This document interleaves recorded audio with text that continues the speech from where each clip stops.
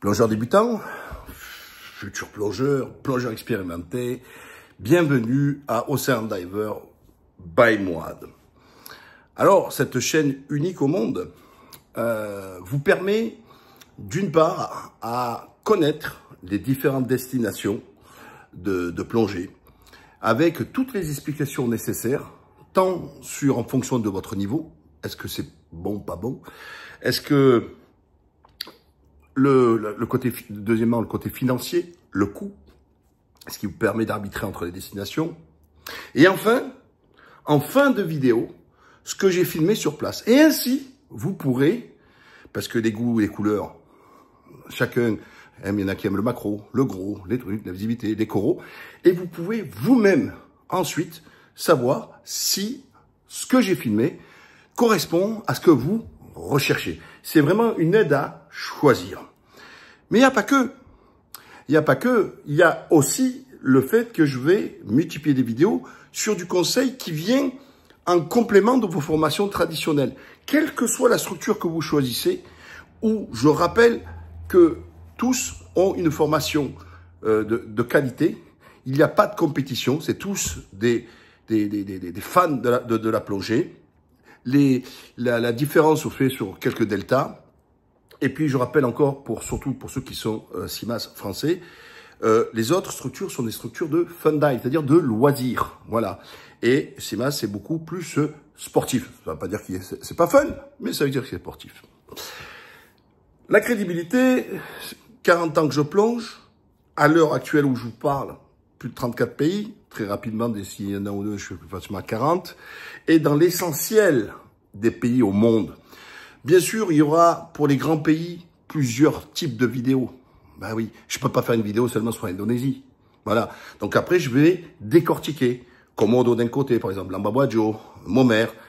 Ça peut être aussi, je ferai aussi spécial liveaboard, c'est-à-dire les safaris de plongée, etc. Donc, je vais la nourrir. Mais j'ai besoin de vous aussi pour la faire connaître. D'autant que c'est gratuit et je suis sponsorisé par personne et je vends rien. Donc, c'est pour ça que c'est aussi unique. C'est gratuit. Voilà, c'est dans vos prix. D'accord? Et donc, je vous disais, je ferai des vidéos aussi de conseils en complément, tout ça, etc. Et là. Aujourd'hui, parler du Panama. Panama avec Coiba, vous voyez derrière. Je vous présente, c'est la vidéo que vous verrez ensuite lorsque j'ai fini de parler.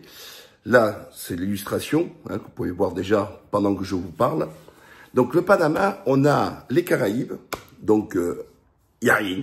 Voilà, ouais. Caraïbes, comme dans tous les Caraïbes, il n'y a rien. Voilà. Et puis, il y a Coiba. Coiba, vous allez le voir, je vous explique aussi dans la vidéo tout à l'heure, vous le verrez tout à l'heure. Ça fait partie de cet espace entre Malpelo et Gorgona, Colombie, le Galapagos pour l'Équateur, l'île Coco, Costa Rica, et donc Coiba. C'est le Pacifique. Ils sont tous, je ne vais pas revenir parce que je vais tout vous expliquer derrière quand j'étais sur place, puisque vous voyez, il y a la carte, tout ça, etc. Et donc, on est avec pratiquement le même staff, le même poisson endémique, etc. Donc, bien sûr, du courant, et pas de courant, pas de poisson, et très, très riche. Donc, alors, concernant le niveau, Coiba est accessible à plus ou moins tous les niveaux. Ensuite, si vous allez dans certains endroits, parce que c'est très grand, et je vais vous expliquer tout à l'heure le secteur, tout ça, etc., puisqu'à la différence de Malpelo, de Galapagos et Coco, ça ne se fait pas en liveaboard. Il y a eu un temps qu'il y avait les liveaboards, donc les safaris de plongée, c'est-à-dire qu'on dort dans le bateau et on plonge. Là, ça se fait du terrestre, c'est-à-dire départ de Santa Catalina ou d'autres endroits, et aller directement par bateau. Donc, sur le côté technique, c'est accessible à tout le monde, mais les meilleurs endroits demandent une expérience parce qu'il y a du courant, l'endroit où il y a les requins marteaux, tout ça, etc., parce que ça souffle un petit peu. Donc, il faut quand même un minimum d'expérience. Donc, si vous voulez profiter de ces spots-là, c'est-à-dire ceux où il y a vraiment un peu plus large, notamment les requins marteaux, tout ça, si vous voulez voir les requins marteaux, etc. Alors, ça, c'est la partie du niveau. Côté budget, c'est le moins cher de tous. Pourquoi? Parce que c'est pas les liveaboards. Mais ça reste pas donné. Pourquoi? L'hébergement, pas cher. Vous pouvez trouver, alors c'est vraiment un petit village qui s'appelle Santa Catalina. Et vous avez pas mal de centres, vous pouvez regarder sur Google Maps, tout ça, etc. Plus centres de plongée, beaucoup. Et donc, ça se fait départ speedboat. Mais quand vous partez donc, les hôtels, 80, 100 dollars par nuit. Donc, vous trouvez, il n'y a pas de problème. Je vous conseille de rester proche. Je vais vous conseiller un centre de plongée qui s'appelle Scuba Coiba. Il est le plus proche du départ avec les bateaux en speedboat. C'est tenu par un Autrichien. Et voilà, j'ai plongé avec eux. Ils ont un bon guide qui est de là-bas, etc. Un bon dive master qui connaît vraiment bien son coin. Voilà, je les ai trouvés très bons. Et aussi, alors au niveau des prix, c'est pas donné. Hein. Donc c'est 170 dollars par jour pour 3 plongées. 3 plongées et le repas. Pourquoi? Parce que même si c'est des petites embarcations, avec des speedboats, parce que ça met 1 heure, voire 1 heure et demie, rien que pour aller sur les sites. Donc bien sûr, ça consomme. Et puis le Panama, ils utilisent le dollar, et donc le coût de la vie est assez cher. Donc voilà, ça c'est au niveau le coût de l'hôtelier, le coût de la plongée. À éviter, il y a un centre de plongée qui s'appelle XP ou un truc comme ça, tenu par un Allemand et une Italienne. Ne surtout pas y aller. Ils sont désagréables, aucune bienveillance. Donc ça, bannissez. Alors ils sont bien placés au niveau d'un endroit, mais alors ils sont exécrables. Un exemple, de partout dans le monde, c'est prix de la plongée plus équipement. Et quand parfois, comme là, à Scuba Coiba ou dans l'autre, l'équipement, il est compris dans le prix, quand vous venez avec votre propre équipement, donc vous n'utilisez pas l'équipement on vous fait une réduction, ça peut être 10, 15% ou 5%. Scuba Coiba, eux, ils m'ont fait, ce qui est normal, en plus je suis professionnel, donc je suis professionnel, donc logiquement on a un prix quand on est professionnel, ce qui est normal. Les autres ont aucun prix, ok, très bien, bon tac, pas de souci. Mais surtout, c'est qu'ils ont dit, j'ai dit, mais ok, mais moi j'ai mon équipement, combien vous faites de réduction? Parce que j'utilise pas votre équipement. Vous pouvez pas m'imposer la facture de la location de votre matériel que je n'utilise pas. Ah ben non, mais qui vous a dit ça? Nous, on s'en fout, on vous facture quand même. Donc, ils me facturent un équipement que j'utilise pas. Donc, j'ai dit, bon, allez, bye bye, dégage, quitte la ville. Donc, je vous déconseille. Ah, vous voyez, en plus, ils ont un truc longe, un truc un peu écolo, là, vous voyez, tout ça, etc. C'est un peu la mode.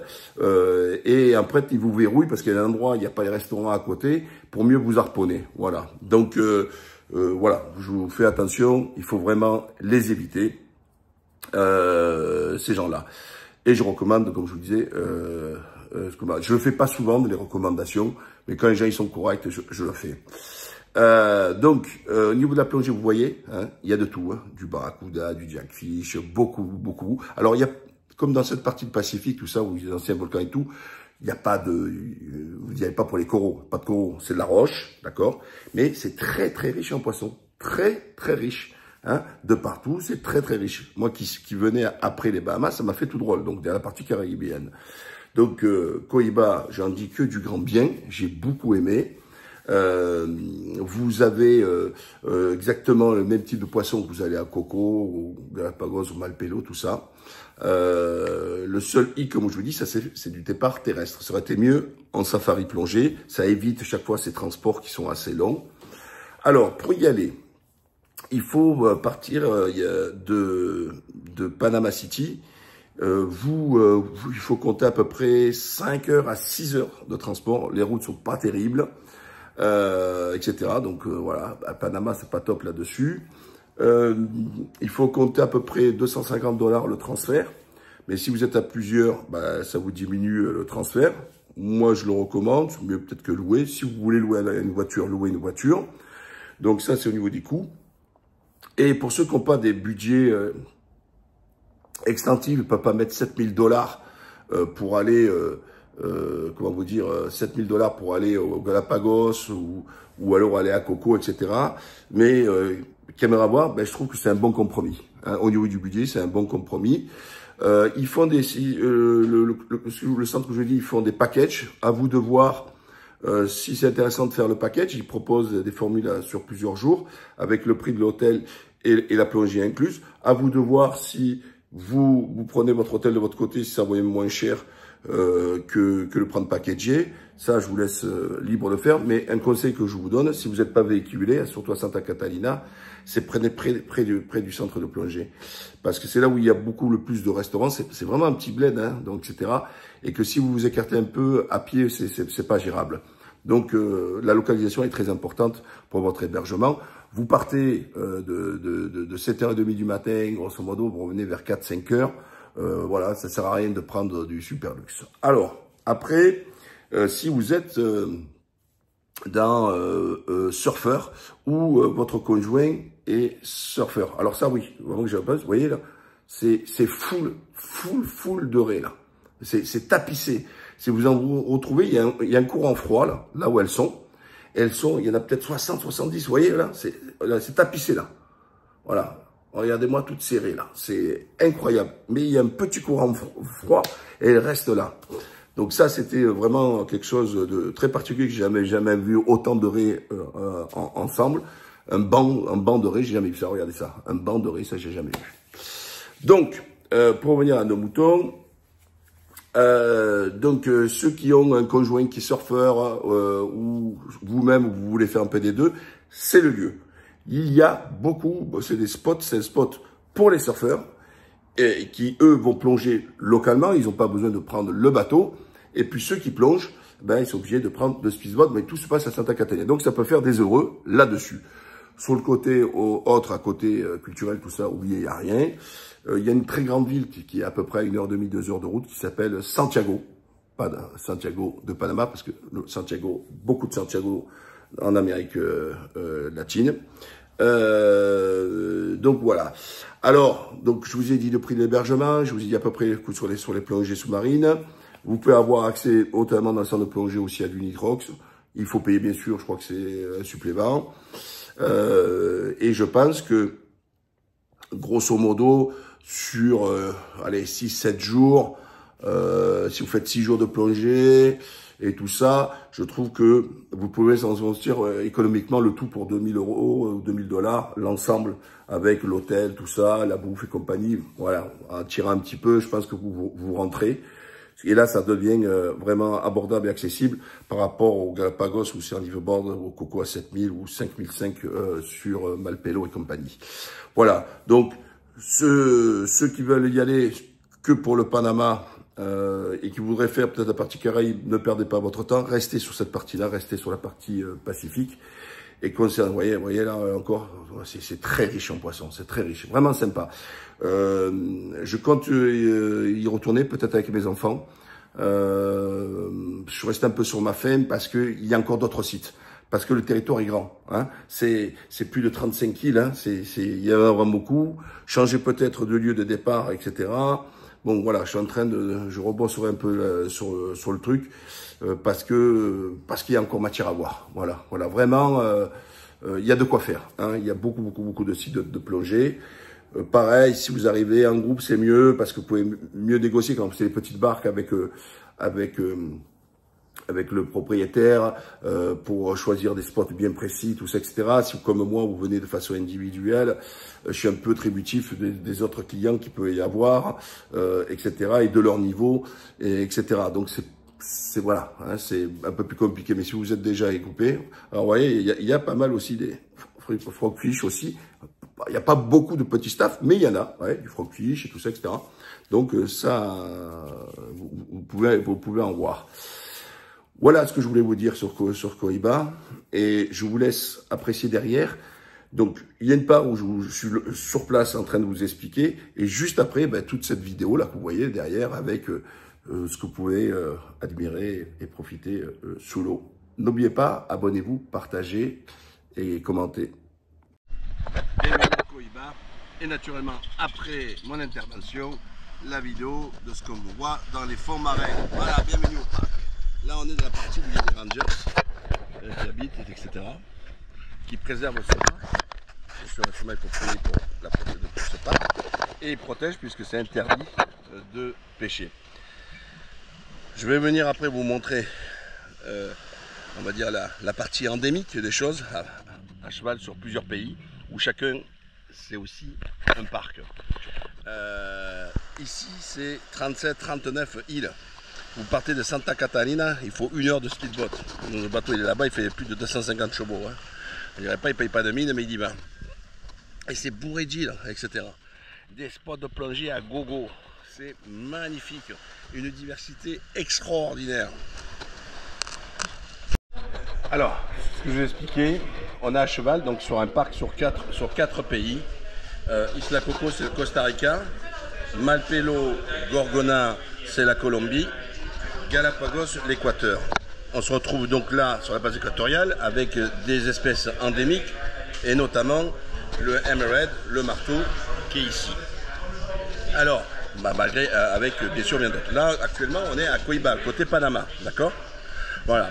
Donc vous pouvez voir dans mes autres vidéos la partie colombienne avec Malpelo et Gorgona. Gorgona c'est une ancienne île où il y avait des détenus, c'était une prison. Alors c'est un seul bloc assez allongé, mais rien à voir avec Coiba où ici on se retrouve avec quand même plus de 37 ou 39 îles, hein, et l'espace est vraiment très très grand.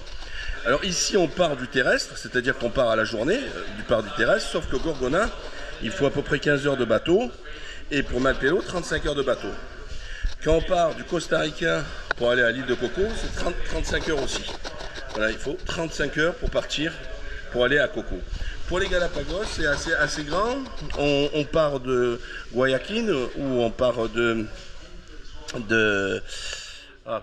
Quinto. Et vous avez à Santa Cruz un aéroport. Il y en a un à San Cristobal aussi.